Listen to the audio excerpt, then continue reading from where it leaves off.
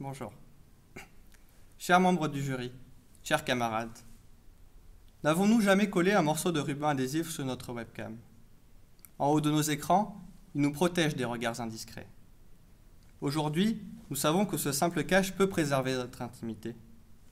Si seulement cela suffisait. Une décennie plus tôt, un lanceur d'alerte, Edward Snowden, a eu le courage de révéler au monde entier l'immoralité de son employeur, la NSA. Combien de personnes ont fait l'objet d'écoutes illégales aux États-Unis, dans le monde, au sein des gouvernements et dans les entreprises? Parmi ces courageux, il y a Edward Snowden, sûrement le plus célèbre des lanceurs d'alerte. Il y a Irène Frachon, connue pour avoir révélé l'affaire du Mediator. Il y a également Julian Assange, le fondateur de Wikileaks. Il y a Henri Pézéra. Et il y a sans doute tant d'autres histoires que nous ne connaissons pas. Mais alors, qu'est-ce qu'un lanceur d'alerte? Eh bien, pour le sociologue Francis Chateau-Renaud, c'est une personne qui, dans le contexte de son travail, a signalé aux instances compétentes un danger susceptible de peser sur chacun de nous, sur nos vies, sur notre liberté.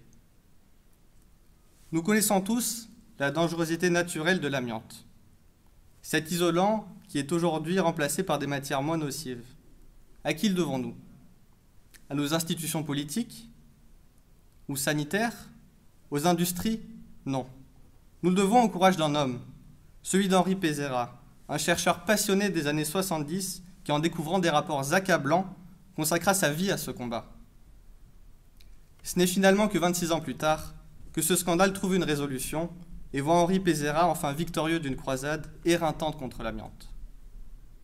Disparu en 2009, en ayant passé la majeure partie de sa vie à batailler pour le bien commun, Henri Pézéra a défendu la santé, l'honneur et l'intégrité de ses concitoyens.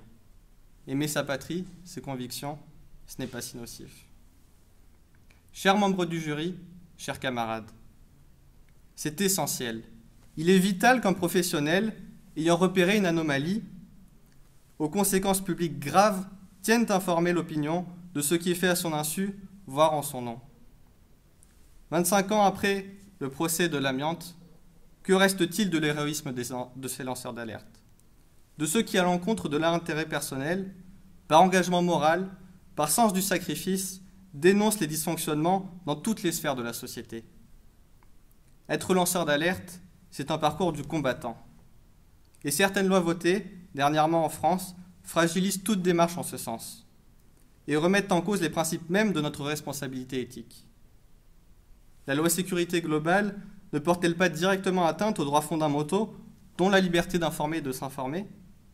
La loi sur le secret des affaires n'entrave-t-elle pas et ne met-elle pas des bâtons dans les roues aux lanceurs d'alerte?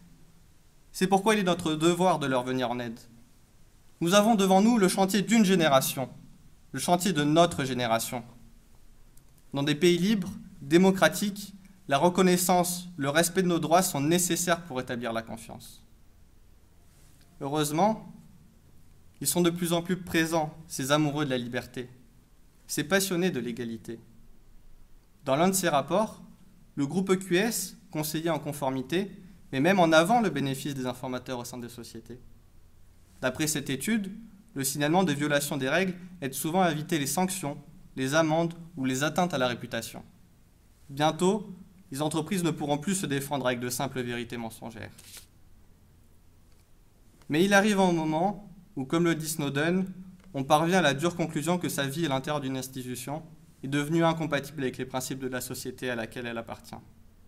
Pour lui, l'inacceptable n'était pas une fatalité.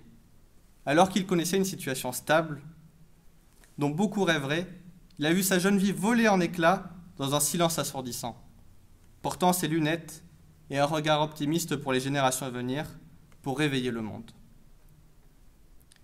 N'oublions pas que la divulgation des preuves constitue le dernier recours pour le lanceur d'alerte, qui était ainsi une arme pour bombarder les informations dissimulées, faire éclater la vérité et contrer ainsi toutes les fausses accusations.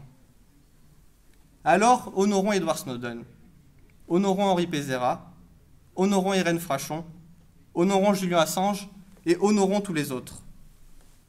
Honorons-les comme ils ont su honorer nos droits. Célébrons ces héros qui, pour certains, sont encore toujours en danger, persécutés et qui protègent avec un engagement hors norme notre droit de savoir.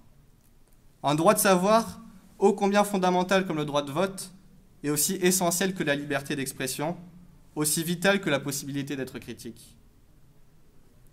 Leurs révélations nous ont prouvé qu'elles étaient d'intérêt public et qu'il était légitime de donner le plus grande visibilité à ces alertes. Aujourd'hui, elles nous ont permis d'être moins naïfs, plus lucides et plus libres.